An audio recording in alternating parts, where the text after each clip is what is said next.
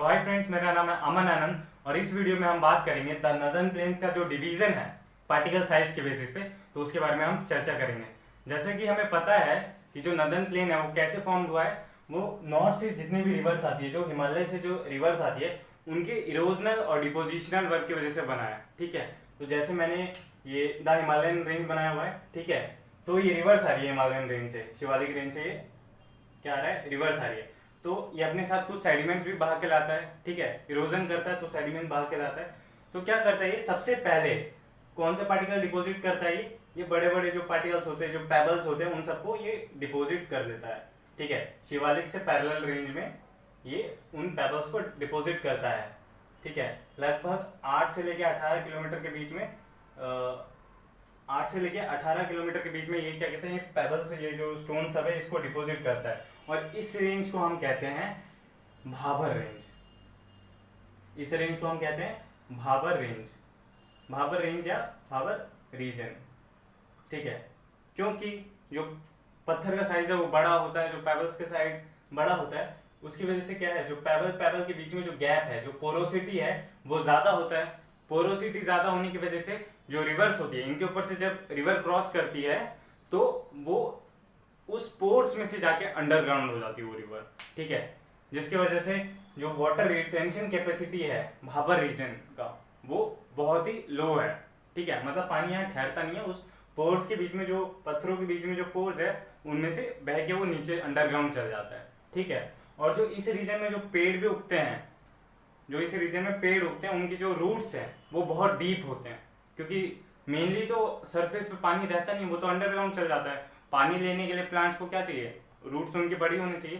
तो इसीलिए इस रीजन में, भाबर रीजन में, जो भी पेड़ होते हैं उनकी जो रूट्स होती है वो बहुत डीप होती है, मतलब डीपली सॉइल में रहती है। ठीक है, फिर अब इससे आगे क्या होता है, जब वो इरोजन करते हुए आगे बढ़ती है, सबसे पहले तो पेबल डिपॉजिट करती है भाबर रीजन में, इसके बाद फाइन सैंड डिपॉजिट होता है।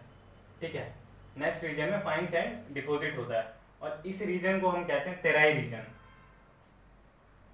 तेराई रीजन, ठीक है, ये जो रीजन है, ये रीजन क्या होता है, ये बहुत वेट, स्वैम्पी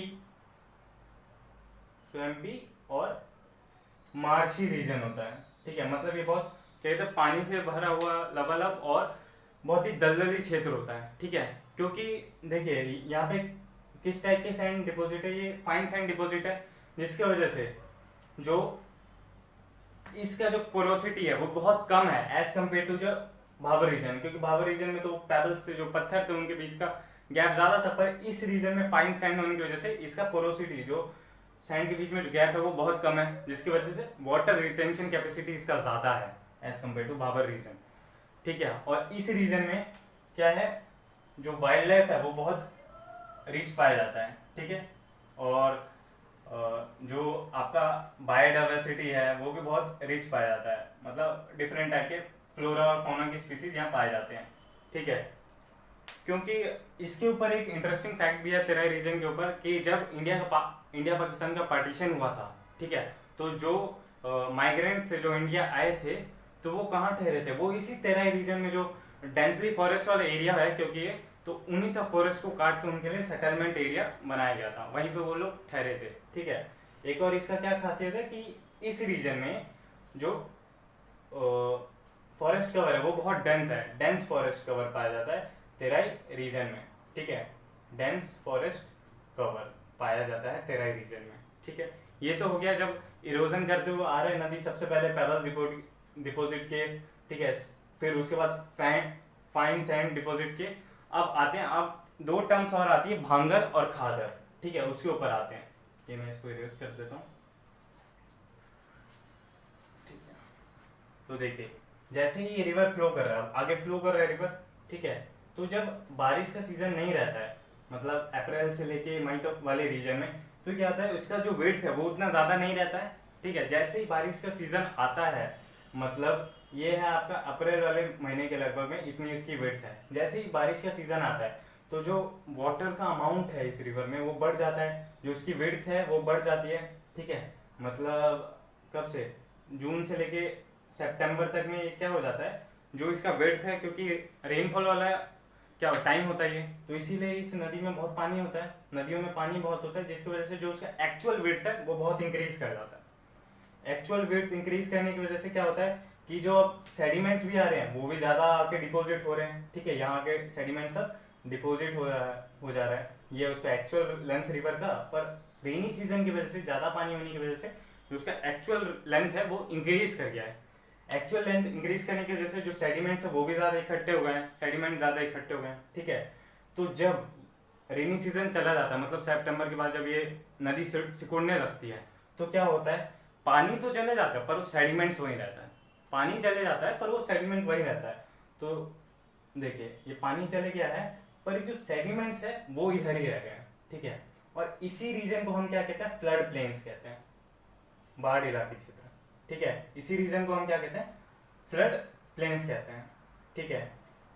और हर साल क्या होता है, ये फिर से रिकवर होता है, मतलब फिर से बनता है, मतलब फिर रेनफॉल आएगा, फिर वो सेडिमेंट्स और ज्यादा भाग के लगेगा, फिर ये क्या होगा, फिर और ज्यादा फ्लड प्लेन बनेंगे, नदी का जो विड्थ है वो चौड़ा होगा, ठीक है। तो देखिए इसी रीजन को हम क्या कहते हैं, ये जो फ्लड प्लेन वाला रीजन होता है इसी रीजन को हम कहते हैं खादर रीजन, खादर रीजन, ठीक है। क्योंकि जो सेडिमेंट्स भाग के ला रहे हैं वो रिवर्स वो बहुत फर्टाइल है, तो इसीलिए जो ये वाला जो लैंड है, ये वाला जो ये खादर वाला जो लैंड पोर्शन होता है वो बहुत फर्टाइल लैंड होता है, ठीक है। फर्टाइल लैंड होता है क्योंकि ये जो सॉइल टाइप है इसमें वो एलुवियम सॉइल टाइप है, जो कल्टीवेशन के लिए बहुत ही क्या है, यूजफुल है, बहुत ही इंपॉर्टेंट है, मतलब अच्छी फसल यहाँ उगाई जाती है इस खादर रीजन में, क्योंकि फर्टाइल सॉइल होने की वजह से। अब आता है, देखिए हर साल बारिश आती है, फिर से सेडिमेंट भाग के लाता है, फिर से क्या होता है, धीरे धीरे क्या करके क्या हो जाता है, ये ट्रांसलोकेट हो जाता है, जो पिछले साल ये सैंड थी अब ये आगे चल जाती है और थोड़ी आगे फिक्स हो गई है, ठीक है। फिर से जब बारिश आई तो फिर से नई सैंड आ गई, ठीक है, और वो पुरानी वाली क्या हो गई, वो और आगे खिसक गई, ठीक है। जो खिसक गया है ये आगे 2-3 साल बाद ये पुरानी हो जाती है, और इस सॉइल को हम क्या कहते हैं, इस सॉइल को हम क्या कहते हैं, भांगर, ठीक है।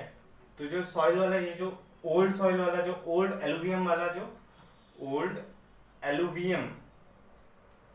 वाला जो रीजन है उसको हम कहते हैं भांगर, ठीक है, भांगर रीजन पाया जाता है, ठीक है।